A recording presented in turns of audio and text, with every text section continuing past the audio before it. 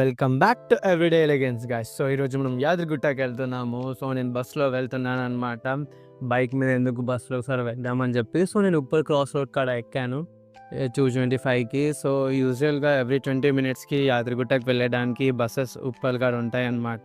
So నేను 225కి ఎక్కాను కాబట్టి నాకు 4 అయ్యింది ఇక్కడ దిగడానికి. సో ఇక్కడ కొత్త బస్ స్టాప్ అండ్ పాత బస్ స్టాప్ అని 2 డిఫరెంట్గా ఉంటాయి. సో మనం కొత్త బస్ స్టాప్ కాడ దిగాలి. కొత్త బస్ స్టాప్ కాడ దిగితేనే మనకి గుట్టపైకి వెళ్ళడానికి బస్సెస్ వస్తాయి అన్నమాట. సో అలా దిగి మేము వెయిట్ చేస్తుండే. సో మాకు బస్ దొరికింది. సో గుట్టపైకి వెళ్ళడానికి ఫ్రీ బస్సే అనమాట.